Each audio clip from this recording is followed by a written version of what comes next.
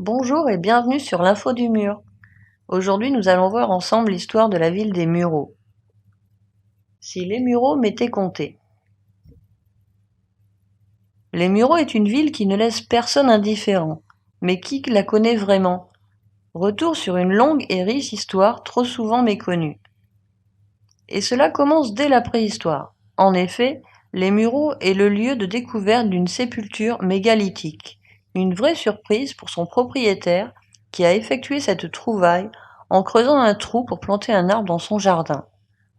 Si la découverte a eu lieu en 1888, cette allée couverte où se situe le dolmen date tout de même de 3000 ans avant notre ère. Un édifice qui est classé monument historique depuis 1928. De Murélie aux Mureaux. Et ce n'est pas fini. Des découvertes archéologiques plus récentes ont eu lieu le long des bords de Seine. Elles ont permis de trouver des vestiges datant de 9000 ans avant notre ère. On sait également qu'un port fluvial est attesté depuis le 1er siècle avant notre ère. C'est d'ailleurs de cette époque que date le nom de la ville. En effet, les Mureaux vient de Murélie, qui en bas latin signifie mur, muraille. En vieux français, le nom était prononcé les Muriaux, qui a évolué vers le nom actuel, les Mureaux.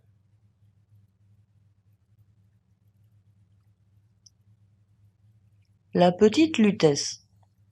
Ces fameux murs, qui donnent leur nom à la ville, sont d'abord des établissements portuaires gallo-romains avant de devenir des fortifications qui défendent l'accès au pont de Meulan.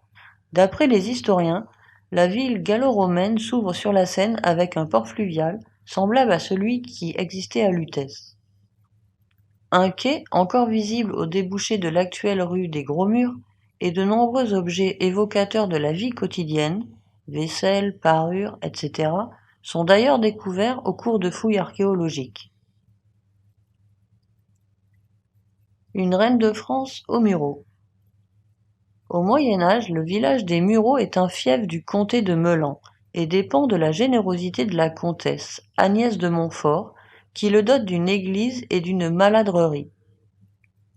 Les rois capétiens résident dans leur hôtel de Beauséjour et au château de Macheru, tous les deux disparus. C'est dans le premier que Marie de Brabant, reine de France, s'installa de 1285 à 1321, après le décès de son époux, le roi de France, Philippe III le Hardi. La Révolution française. C'est peu après l'an 1600 que Mathieu de Vion hérite de la seigneurie des Mureaux et établit ce qui va devenir le domaine de Bêcheville.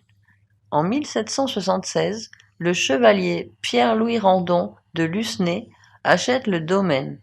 Il se rend populaire en renonçant, les mauvaises années, à percevoir l'impôt sur les récoltes de ses paysans. Au moment de la Révolution française, il abandonne de plein gré ses privilèges et sauve ainsi sa vie et son château. Stendhal au château de Bêcheville. En 1811, le domaine de Bêcheville devient la propriété de Pierre Daru. Baron de l'Empire et membre de l'Académie française, il est alors un proche conseiller de Napoléon qui écrit dans ses mémoires à propos de Pierre Daru. Au travail du bœuf, il joint le courage du lion. Dès 1811, les Daru reçoivent au château leur cousin Stendhal. Celui-ci y passe 3 semaines. Il fait la cour à Alexandrine Daru, l'épouse de son hôte, mais en vain. Après cette déception amoureuse, il part pour l'Italie.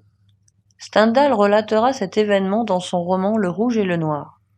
Alexandrine devient Madame de Bovary et le château porte divers pseudonymes.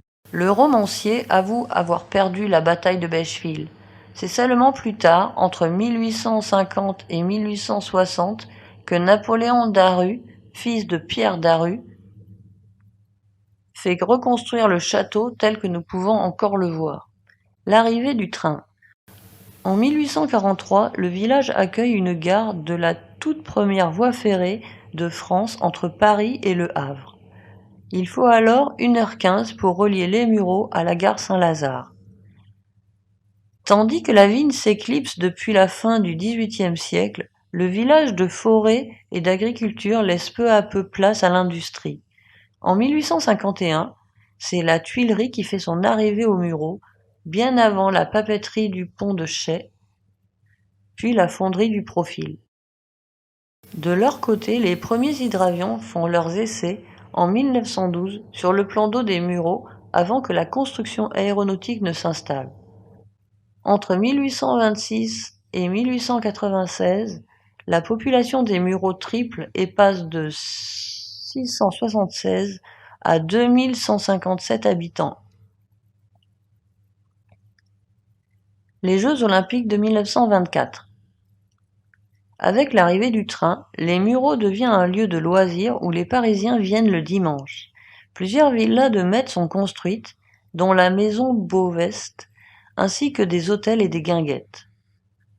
En 1894, le Cercle de la voile de Paris s'installe aux Mureaux, à l'initiative du peintre impressionniste Gustave Caillebotte. En 1900, puis en 1924, le Cercle de la voile de Paris accueille aux Mureaux les épreuves de voile des Jeux olympiques de Paris. Quelques années plus tard, en 1929, c'est le Yacht Club de l'Île-de-France qui fait son arrivée sur les bords de Seine des Mureaux, une présence qui perdure encore de nos jours. De la Seine à l'espace. Protégé du vent et rectiligne, le plan d'eau des Mureaux a tous les avantages pour accueillir les essais des premiers hydravions. Et l'aventure commence dès 1912. C'est ensuite l'ouverture des usines Charles Pellabon. En 1933, Charles Lindbergh et son épouse amérissent aux Mureaux. C'est à partir de 1965 que le site des Mureaux est mis à contribution pour la réalisation de la première fusée française. En 1973, le programme Ariane est lancé et le site des Mureaux en réalise l'étage principal. En 1991, le port Magellan est inauguré aux Mureaux. Il permet le chargement des éléments du lanceur sur une péniche qui remonte la Seine jusqu'au Havre puis traverse l'océan Atlantique vers Kourou en Guyane. Du village à la ville. En 1952, Renault installe son usine sur la ville voisine de Flins-sur-Seine. Cette arrivée implique la construction de logements pour ses employés. C'est alors que le grand village devient une ville dont le nombre d'habitants passe de 2896 à 31 619 entre 1921 et 1981. Parmi ces nouveaux venus, le romancier Frédéric Dard qui s'installe aux Mureaux en 1949, une ville où il invente son célèbre commissaire San Antonio. Cité Renault, Bougiemont, Vigne-Blanche, Bècheville, les musiciens, de nouveaux quartiers apparaissent.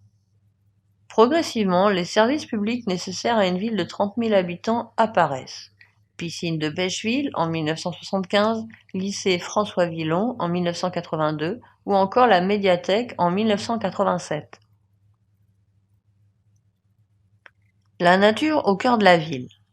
Au début des années 2000, après avoir longtemps tourné le dos à la Seine, les Mureaux retrouvent ces bords de Seine qui deviennent entièrement accessibles aux piétons et aux cyclistes. Même ambition pour l'avenue Paul-Raoult, qui est aménagée en une véritable avenue arborée avec ses trottoirs et pistes cyclables. En 2005, la ville inaugure une nouvelle mairie qui rassemble des services administratifs auparavant dispersés sur 21 sites différents. Symbole de la rénovation urbaine, le pôle Molière s'installe en 2014 à l'emplacement exact de la tour Molière, qui était la plus haute tour de la ville.